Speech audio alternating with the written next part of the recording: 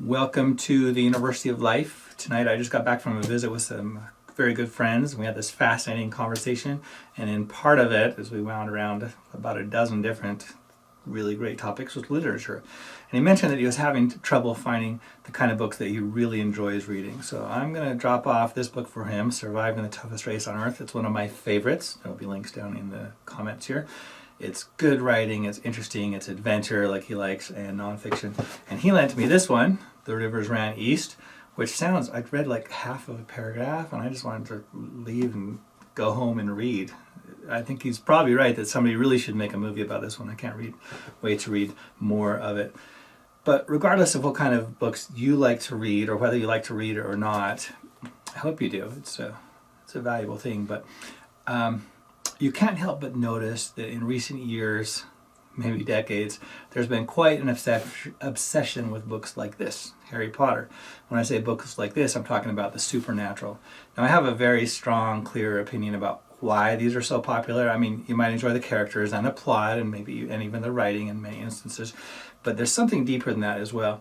And that is that, you know, Harry Potter, wizards and witches, vampires, superheroes, X-Men, people with special abilities, they all have something special about them. And you, as the readers or viewers of the movies, if that's all you do, you have an innate craving to experience that sense of yourself, the specialness that's in you, because you've all got it in there.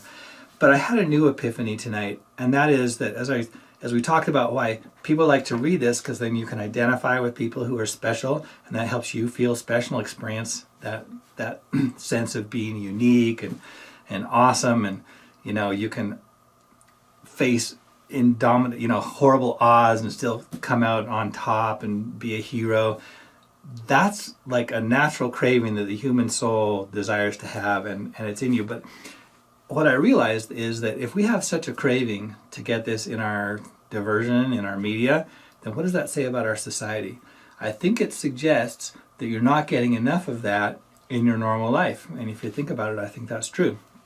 Maybe you go to education and teachers are, they're determined to teach you stuff. And a lot of times that means putting you into a box and making you, sit down and shut up and listen. And I mean, there is a job that's got to get done. And frankly, kids, if you're like sick of that, you don't like class, I think you'll find that in most cases, if you cooperate with the teacher, you'll probably have a much better time than if you're acting out and making their job difficult. Social media is another obviously huge force in our culture now. And think about it, if we're always striving to be popular, accepted, good enough, and look good, then even if you're at the top of the heap because you have the coolest shoes this week, or you like the neatest band, or something like that, even when you're on top of Bunker Hill, you are never secure because someone can knock you down, take you down a couple notches any day. And so we don't get to feel that uniqueness and value, not as necessarily on a permanent basis, not based on social media. So what do we do about it? Because this is, I think, a problem, and it's already causing us problems, and it's going to continue to cause us problems if we don't solve it. And I think the solution is relatively, well, in some instances, it's difficult, sometimes simple.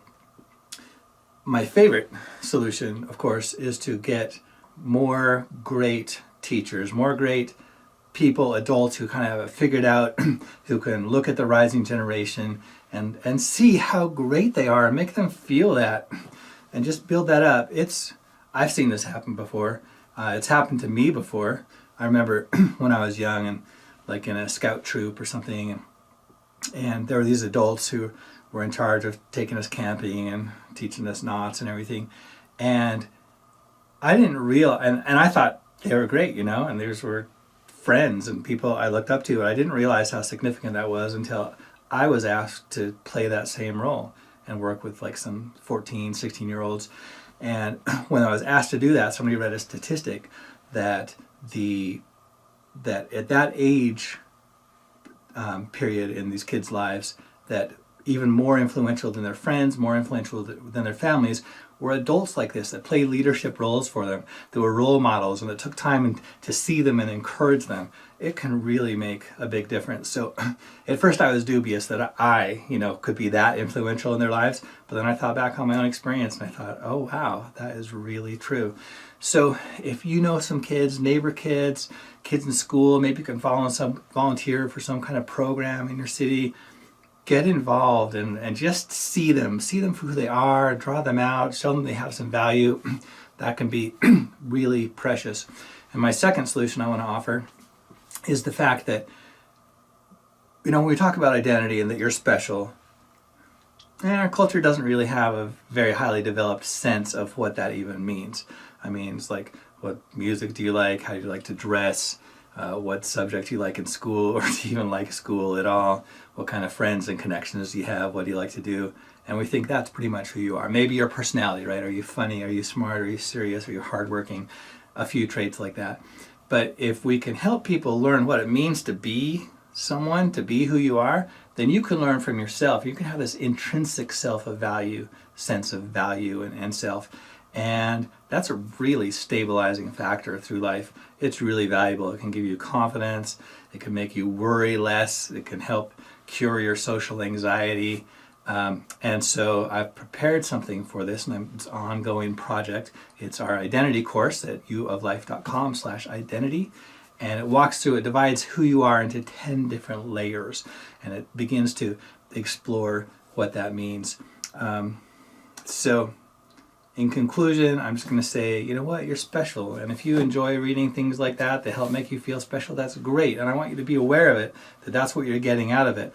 And it's resonating with you because there is some special power in you, and you can do things, and you've got some brains. Maybe you enjoy, like Sherlock Holmes, right? And he solves things. It's fun to stand in his shoes sometimes. So you've got some brains and you can solve some problems. And if you put that to use, it is one of the most satisfying, meaningful aspects that you can do in living your life. So do it, help other people do it, discover who you are, take that course, read some good books, that give you those good, positive, kind of supportive experiences. And in short, live smart, live well, live happy. We'll see you next time.